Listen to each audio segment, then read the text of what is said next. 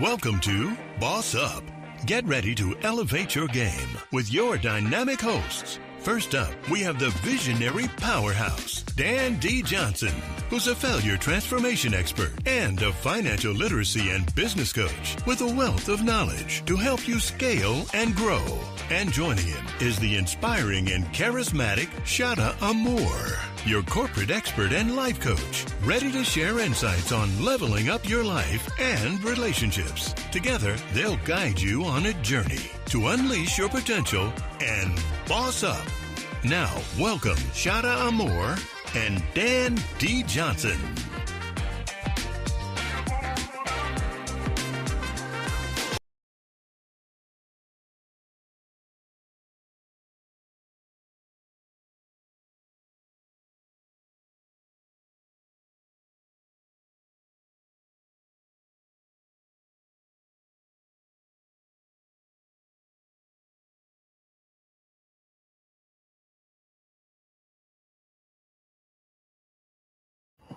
What's going on, Dan D. Johnson? How are you today?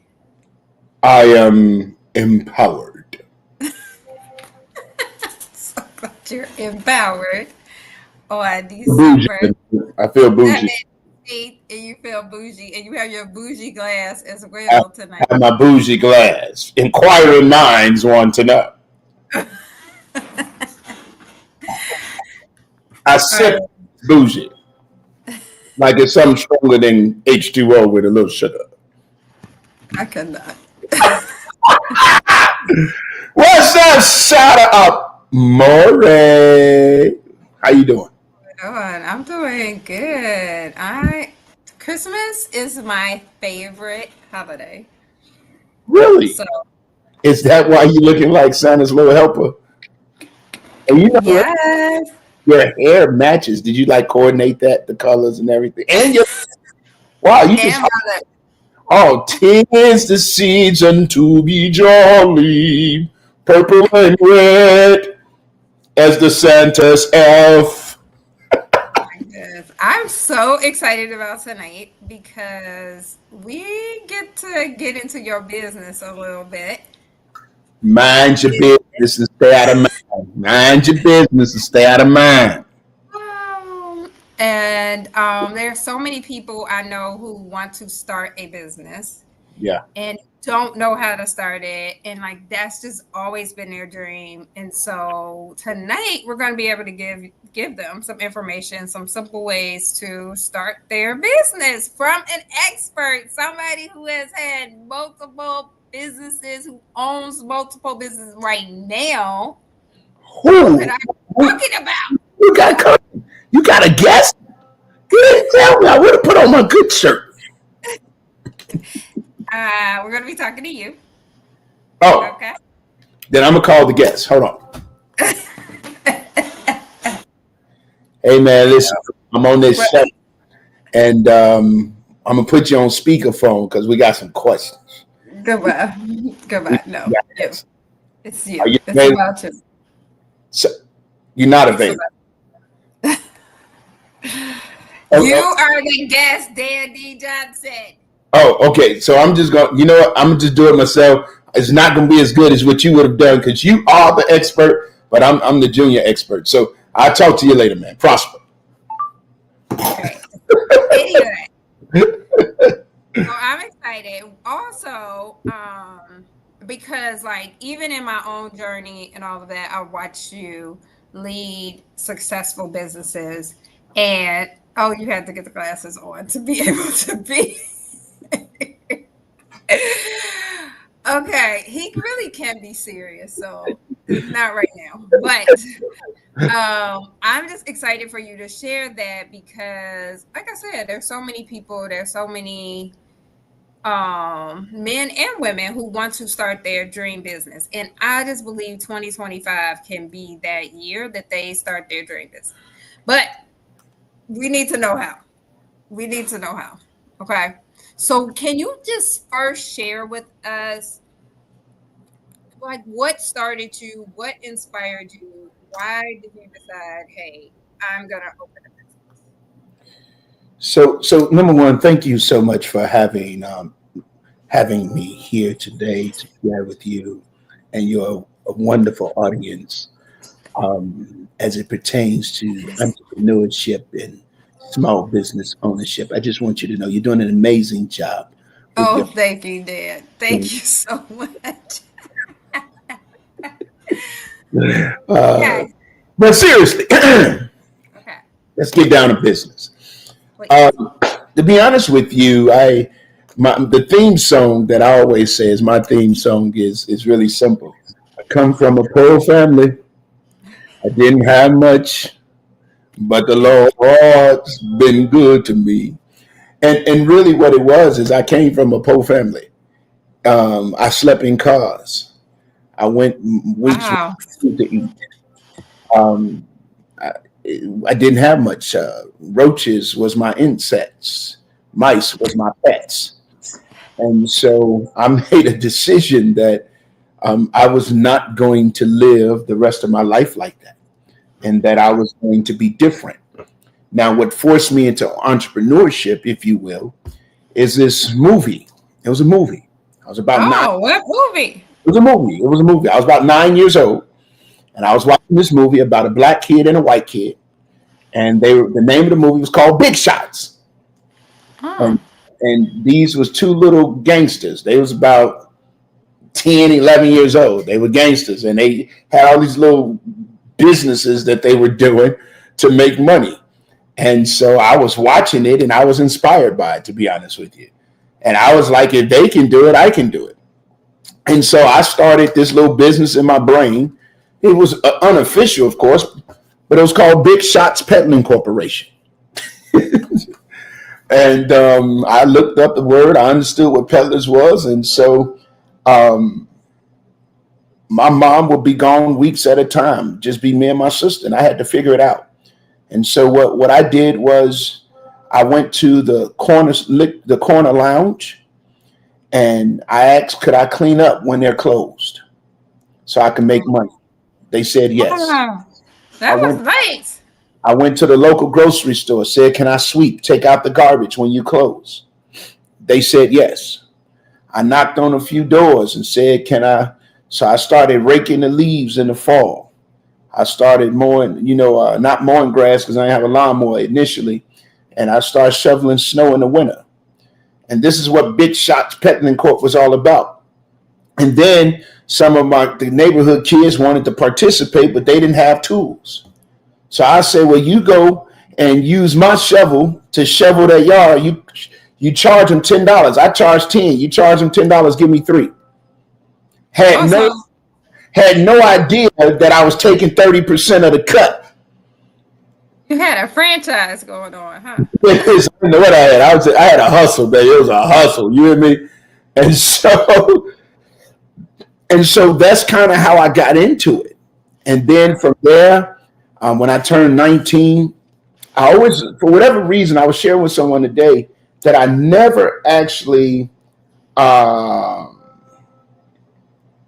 never actually went into business on purpose. Oh, okay. It was always a result of a moment. So Big Shots Peddling Corp was a result of me watching Movie. the movie Big Shots. When I was 19, I started First Choice Communications Group. But here's the deal. Part of it was just me being a consultant. Okay. And I walked around saying that I can help you start, I can help you grow your business, all that kind of stuff.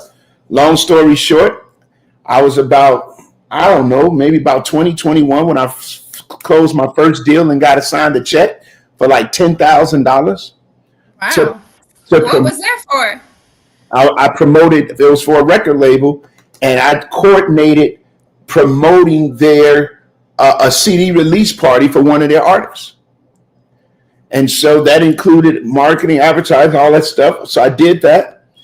And when I was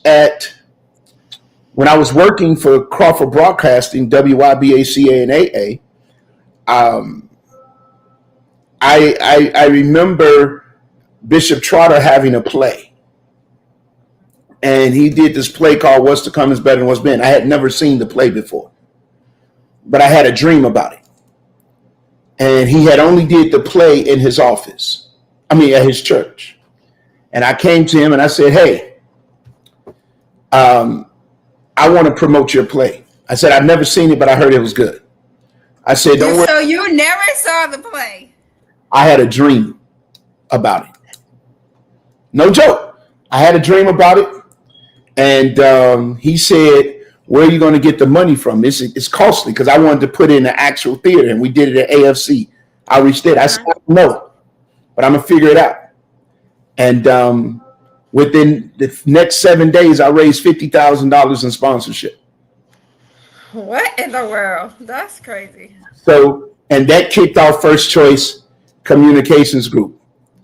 And so would you say that's your first official business? Like, I know what you did as a kid and all. Yeah, that would be my first official business. I started that business. I was literally 19, 20 years old. When I started that. No, that's not the total truth. I was 20. That was in 1997, I believe, 1999, somewhere in there. And so you're just telling your age. You're telling you old. What? I was about 23. No, baby, I'm young. Stop it. What are you saying? So I was about 23. Look at me. Old. Some of these people watching us might not even be bored in that year, but that's okay. 1999. That's when I started with it. So we did the play. We had about 4,000 people to show up, and then I became known as this promoter.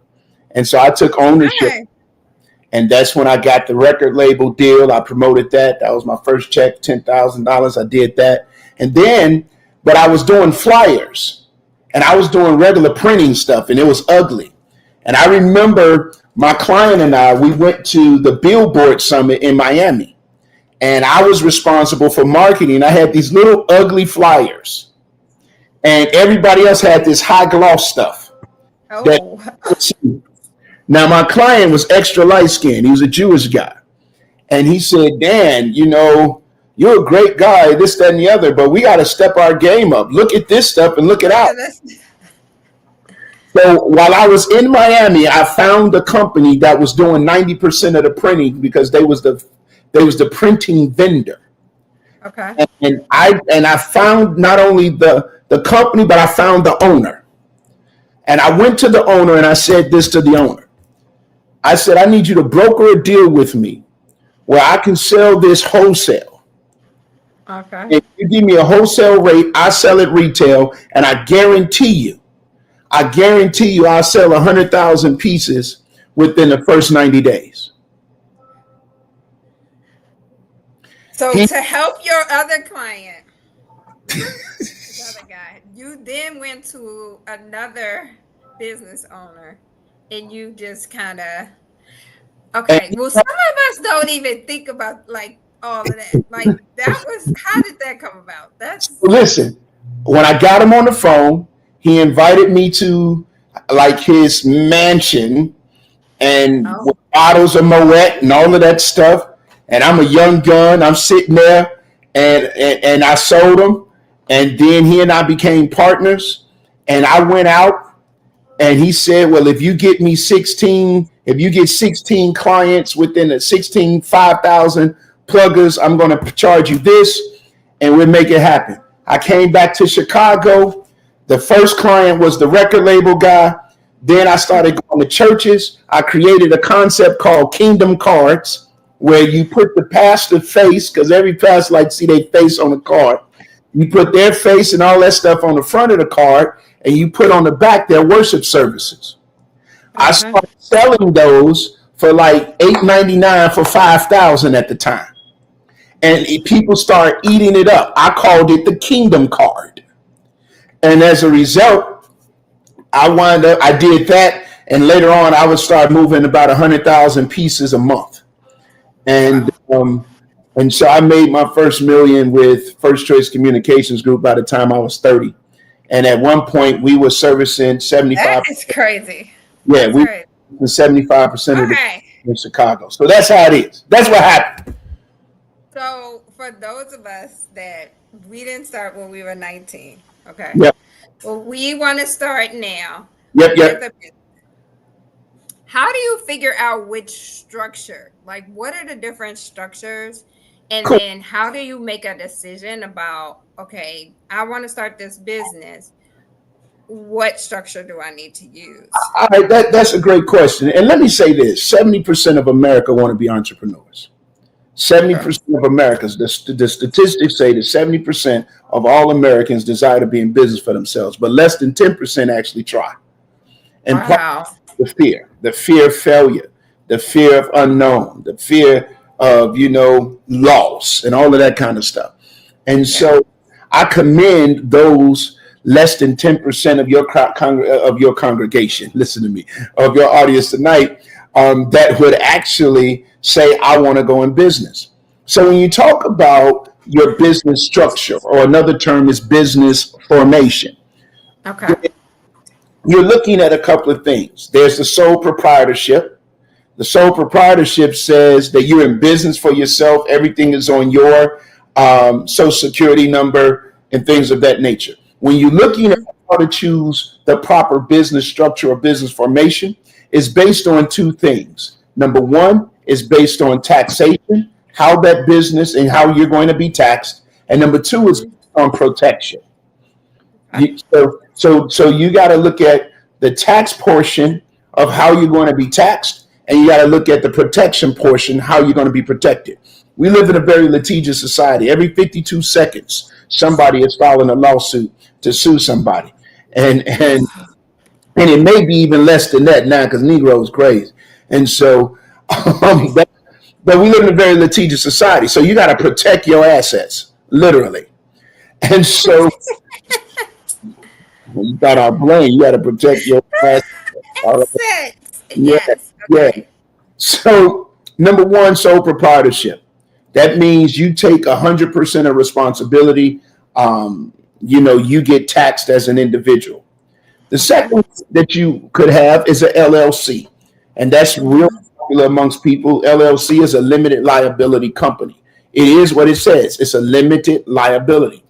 LLCs are owned by members. You could be a single member LLC, or you could be multiple members LLC. What that means is some of the liability is spread amongst the members. And then when it comes to the taxes, each member pays their own taxes based on what it is that they received. So that's that. The issue with the LLC is that when the member dies, so does the LLC. Oh, okay. So you can't it doesn't pass on in any way or anything like that. No, unless you have certain provisions that's made for how each member will handle, the loss of another member. Okay. The next thing is you have corporations, and there's two types of corporations. There's the C corporation, and there's the S corporation, or the subchapter corporation. What is the difference? When you deal with the C corporation, most big corporations are C corporations. It gives you maximum protection. And Okay. basically, that corporation is treated, the corporation is treated like its own entity by itself. So with the C Corp, there's this thing called double taxation.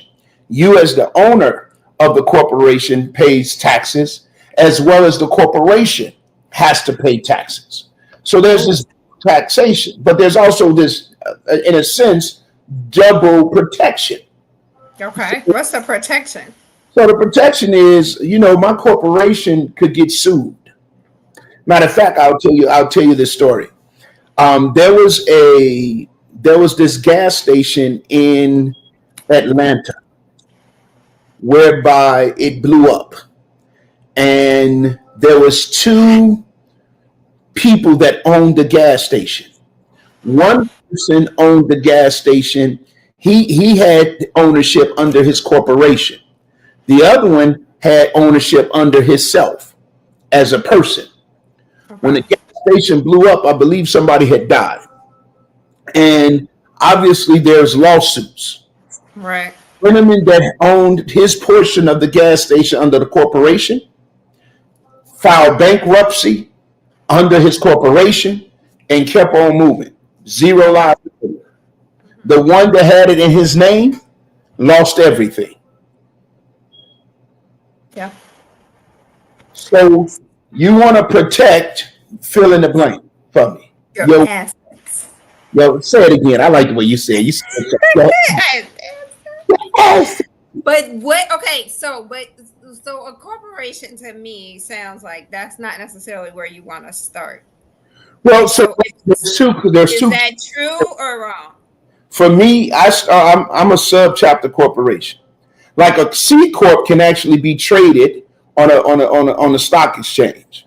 Okay. A S corp can only have the maximum amount of shares can be allocated in the S corp is 100 shares.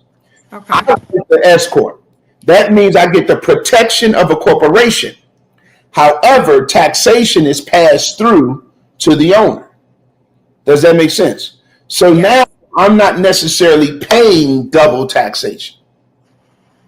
You see what I'm saying? So I like that.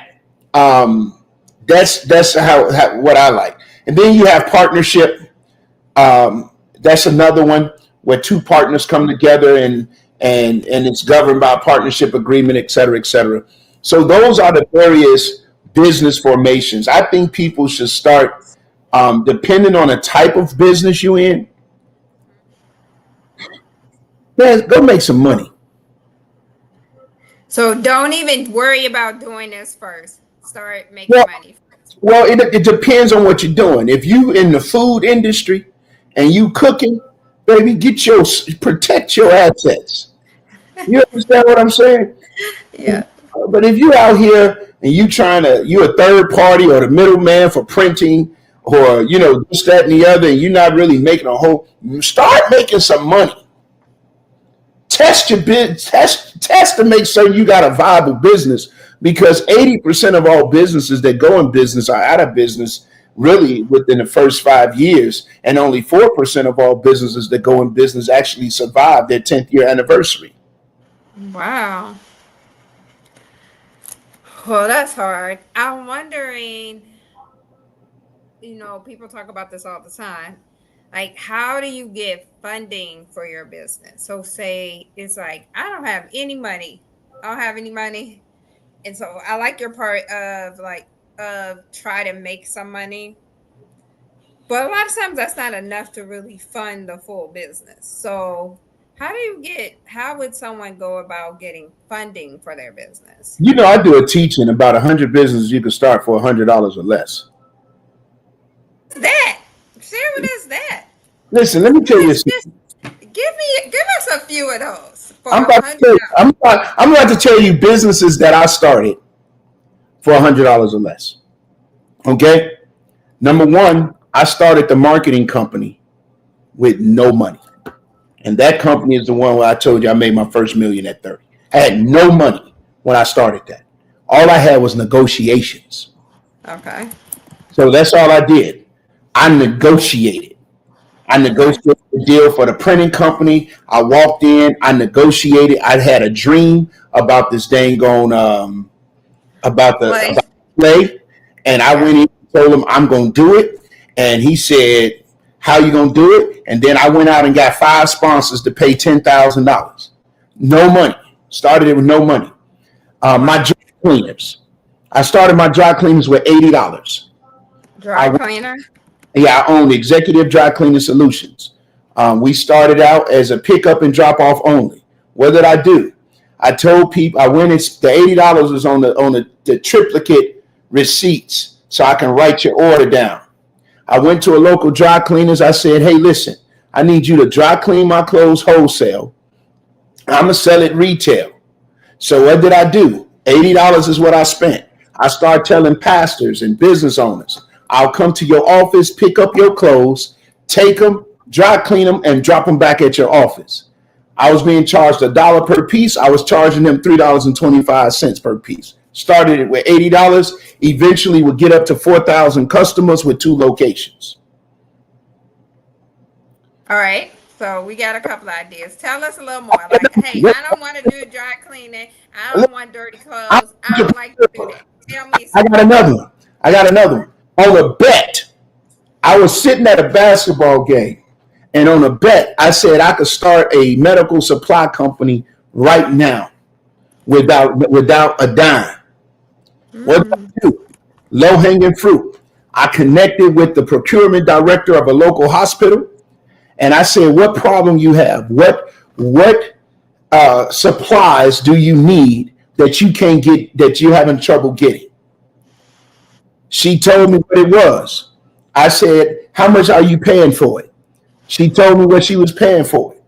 I went out. I spent about 2 hours doing research. I found it. I was able to give it to her at 10% less. And I told her that because it's the first order, I need her to prepay. No, that's hey, that's the most important thing. So Having people pay first. she prepaid for the order. When she prepaid for the order, it was a $10,000 order. It took me 2 hours to do the research for a $10,000 order. She paid in advance, and then I bought more than I needed. So when she needed to reorder, I charged her, and I still wound up getting. And I made about $20,000 over the summer just for fun, and it cost me zero. I started a uniform supply company for AAU. I felt like you got all these kids out here. So I was in Tampa, and I always talk. It's not who you know, but it's who you get to know. You listen. Don't be afraid to open your mouth. And I'm sitting there. I look at this guy. He looked like he's well put together. So I started talking to him, and lo and behold, he's the CEO of an athletic apparel company that provides uniforms for professional teams and local teams and all of that. So immediately I came back to Chicago, and I started pre-selling backpacks, uniforms, all of that stuff. And I probably did about $25,000 just for fun. And I started with no money. I got 10 more of those. Okay, well, I think we need to create a little thing that people can sign up for, and we can send them this information. That's what we need to do, because people want this information. You might not have $100, but there are businesses you can start for free. You can start. It won't cost you nothing. Free 99. Free 99. $99. Okay, you talked about networking. You talked about that. So how important is networking, and how do we do it? Because what if you're a person who's shy like me? Like, I'm shy. I don't just talk to anybody. So what do you have to tell us shy people? First of all, I will tell you this. People go to hell for sticking to lies. They don't go to hell for lying. They go to hell for sticking to it. Because God always gives grace and opportunity to repent. All you do is run your mouth talking about shy. Shy? Are you kidding me? Ain't nothing shy about you. But I understand. For those that are really shy, here's the deal. You can't be shy. If you're talking about going into business, if you don't talk about your business, who will? If you don't believe in your business enough to be able to tell somebody about your business, who will? Yeah. And so it's not who you know, it's who you get to know. So because I know Shada, I'm sorry, you know my cousin Shada, but so you know my cousin Shada, she know a bunch of people, right? Now you, Amar, you know a bunch of people, right? So the reality is I can get to know who you know, but I got to know you. I got to talk to you. I got to see what's going on. I remember one of my mentees, a young man that I was mentoring. I'll never forget this. When I started mentoring him, he was on 15 pills a day for anxiety, depression, all kind of stuff. Oh, baby. He was probably somewhere around 24 years old. He was living on his father's couch, and he was going through. He had a degree, but he had a job paying just a little bit more than minimum wage, and he was depressed. Okay. Now, I told him to hang out with me. So he hung out with me for a day. While he was with me, I asked him about selling. I said, have you ever sold anything? His response was, no, man, I'm kind of shy. I don't sell. That's not my thing. I don't like that. No, I'm good. I can't do no sales job. I said, boy, hush and listen and learn this definition. I said, the definition of a salesperson is one that is able to effectively communicate his or her products or services, thus potential client, thus allowing that client to make an intelligent decision to buy. That's it. There's no tricks. There's no schemes. There's no lying. There's no cheating. There's no deception. I know that some salespeople get a bad rep, but a great salesperson is one that can communicate his or her products or services to a potential client, thus allowing that client to make an intelligent decision to buy. That's it. So he and I talking, we went to the bank. And while we were at this particular bank, I needed to meet with the vice president. I told him to sit in the lobby. He was hanging out with me. I said, sit in the lobby, I'll be back. I go inside and you know how I am. I believe in relationship. 95% of all healthy business relationship is relationship. The other 5% is business. When people like you, when you do right by people and you have a good relationship, they want to do business with you. You can tell them what to do. So here's what happened. I said, you know what? I need you to hire him. She said, Dan, what are you talking about? I said, that guy right there, that's my mentee. I just started mentoring him. He's a great guy. I like him, and you need to hire him. She said, you're crazy. Hire him to do what? I said, that ain't my issue. I don't know, but you need to hire him. And she started laughing. She said, bring him in, Dan. So I brought him in. He sat down. I said, this is my so-and-so, so-and-so. He's an absolutely amazing guy. And then I looked at him and I said, I told her to hire you. And so she looked at him and guess what the first question she asked him? What did she ask her? Can you sell?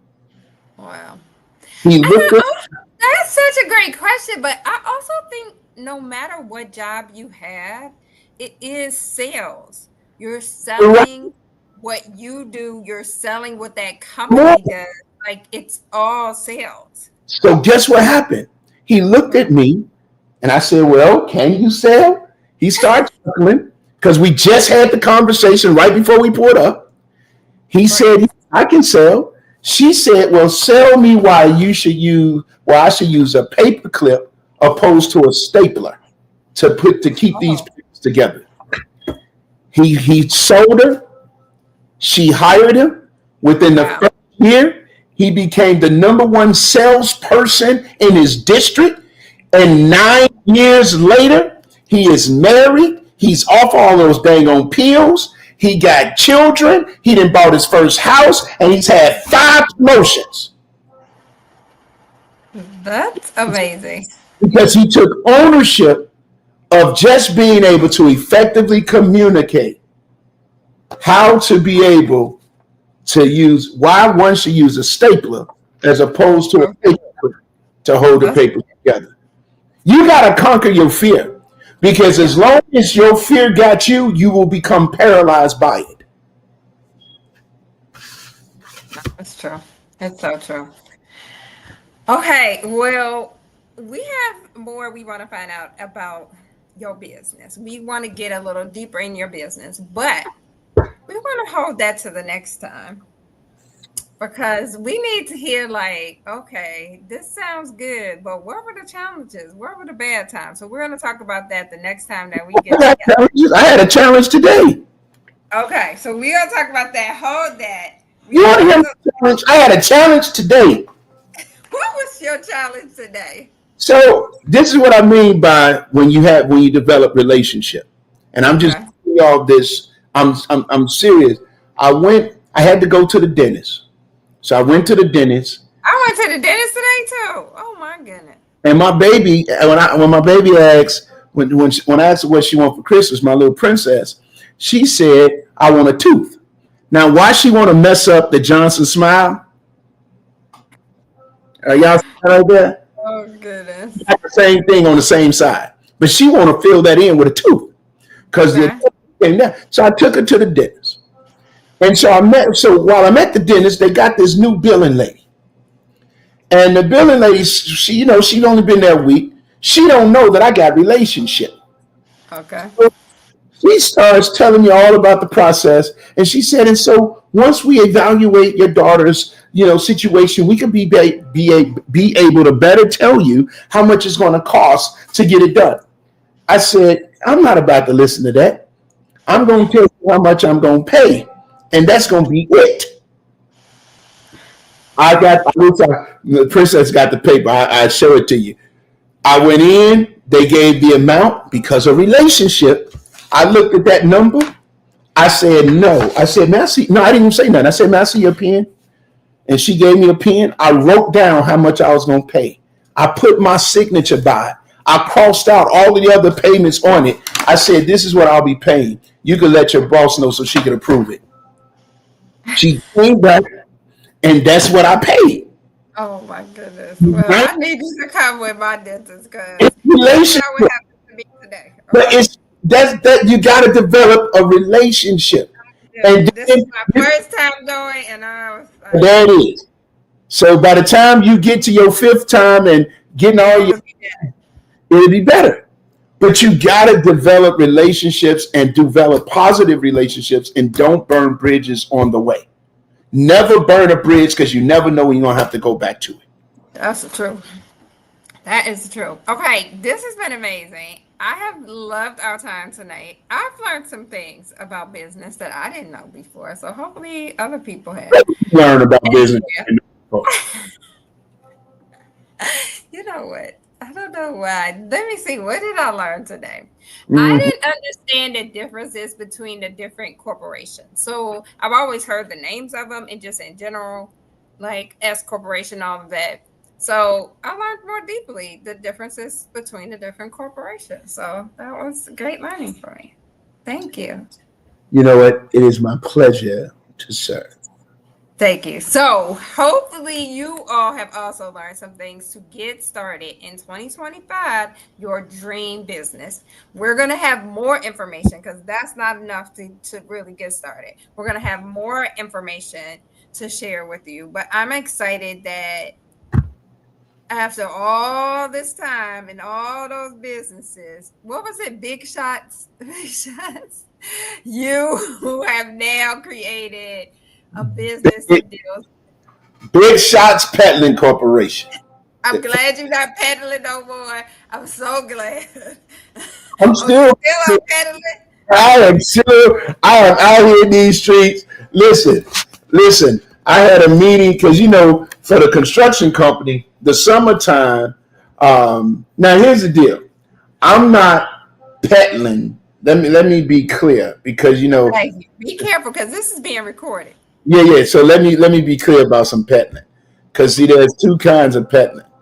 Yeah. One peddling is when you're doing illegal stuff. Thank you. So and that's doing I ain't doing nothing illegal. So if you look up some definitions, it'll say to you the activity of selling something illegal or stolen. That ain't what we doing.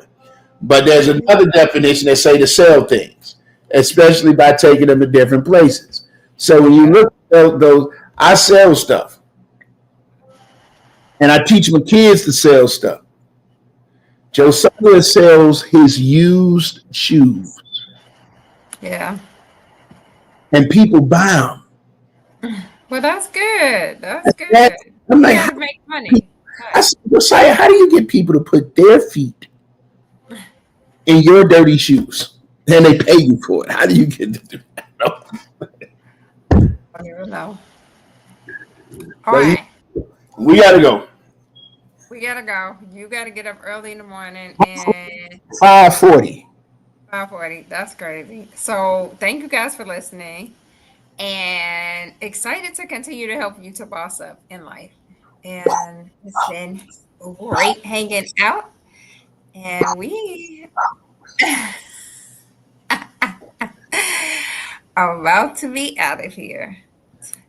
You've been listening to. You know what? Boss Up. And that wraps up another empowering episode of Boss Up. Join Dan D. Johnson and Shada Moore on the next episode of Boss Up. And don't forget to subscribe to our channel and follow Dan and Shada on all social media platforms for more insights and inspiration to boss up your life. Until next time, remember to keep shining, keep grinding, and always boss up.